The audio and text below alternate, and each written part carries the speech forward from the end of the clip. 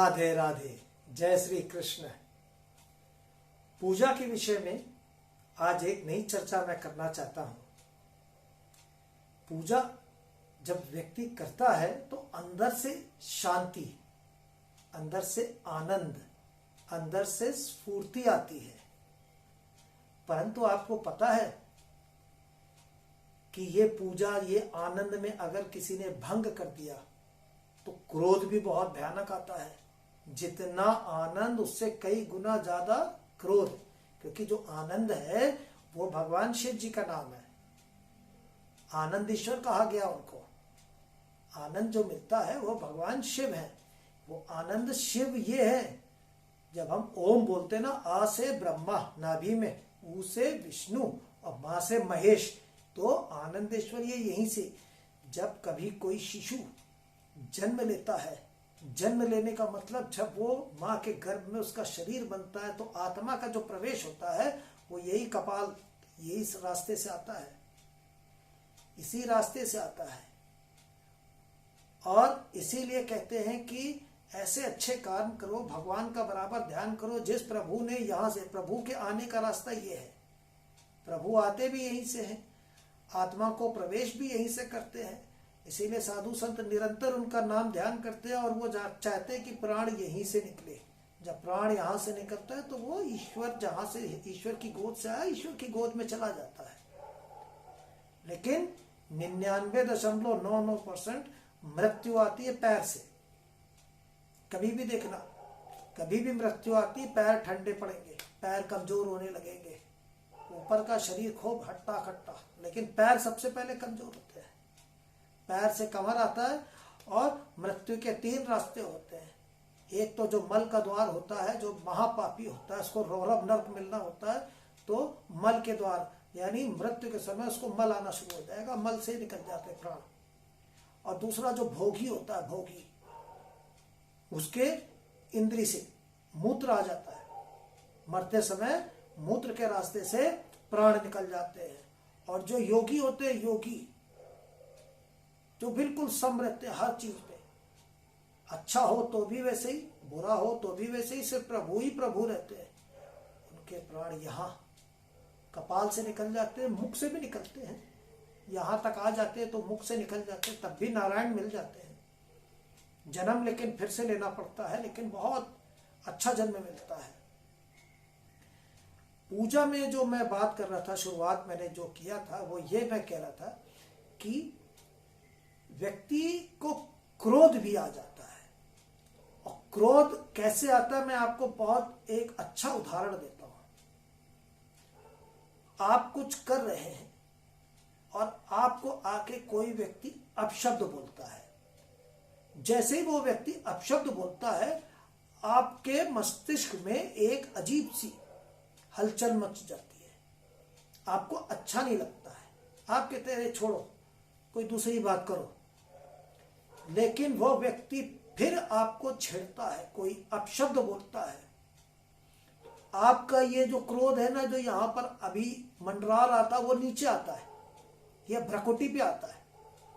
आपकी आंखें ऐसे हो जाएंगी गुस्से में कि मैंने तुमसे कहा था ना शांत रहो, इस विषय को छोड़ो, क्यों परेशान कर रहे हो मुझे।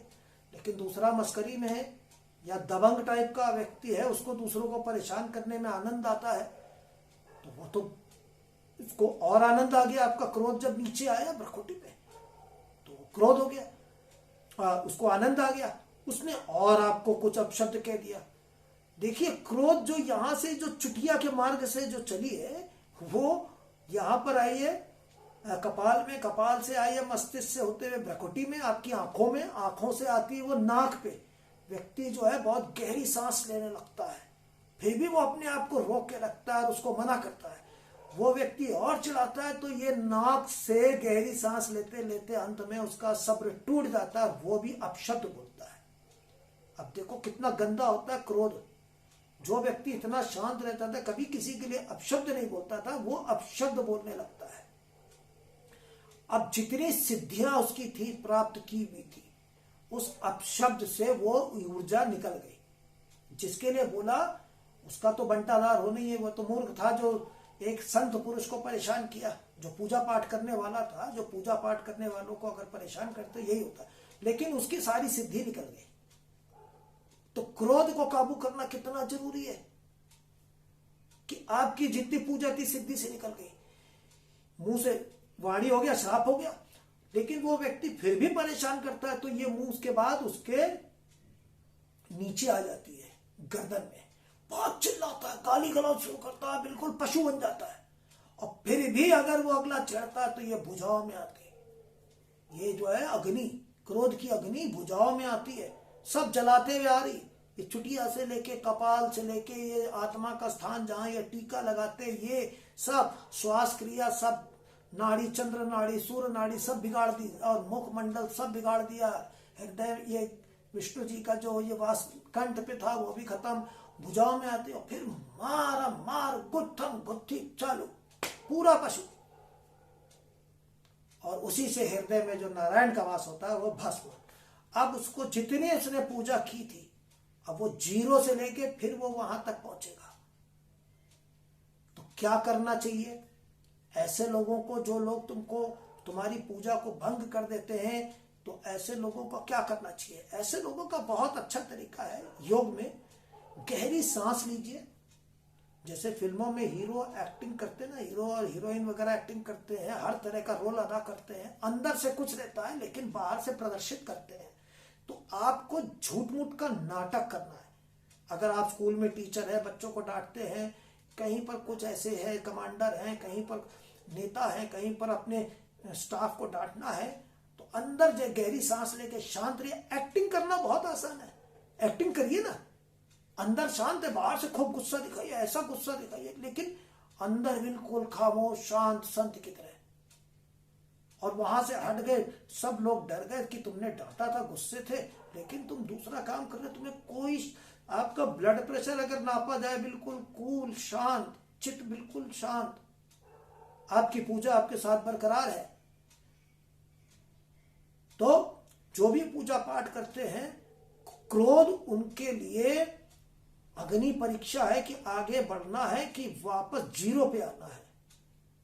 जैसे ही ये ऊर्जा बढ़ जाती है तो निकल जाती है क्रोध में, और ऐसे ऐसे लोग आते हैं जो क्रोधित कर देते हैं। इसीलिए जो बहुत ज्यादा पूजा करते हैं वो एकांत पसंद करते हैं, वो इसीलिए गांव शहर छोड़ देते। जंगल में कोई आराम नहीं है, गुफा में रहना कोई आसान नहीं है, खाने को कुछ नहीं मिलता है, कोई सिक्योरिटी नहीं, कोई जंगली जानवर भी मार के खा जाएगा। जंगल में कोई शौक से नहीं रहते। मुंह की वाणी निकलना, अपना तो नुकसान हुआ, दूसरे का भी नुकसान हो गया। ये वाणी जो है बहुत, निगाह, मैं कहता हूं जिस क्रोध में जब भ्रकुटी चढ़ जाती है ना, सिर्फ जो संत लोगों की अगर तेज निगाह हो गई आपके ऊपर तो गया खत्म, सारा भाग्य, सारे 9 ग्रह खराब आपके। तो भैया दूसरों का छोड़ो, हमारी तपस्या तो बेकार हुई। इसीलिए संत लोग क्या करते, अंदर शांत करते और झूठ मूठ का नाटक करते, झूठ मूठ का, और बड़े मुस्कुराते हुए चले जाते हैं। राधे राधे, जय श्री कृष्ण। बहुत जल्दी मैं आगे और भी पूजा से संबंधित बातें आपको बताऊंगा। राधे राधे, लेकिन जरूर लिखिएगा। राधे।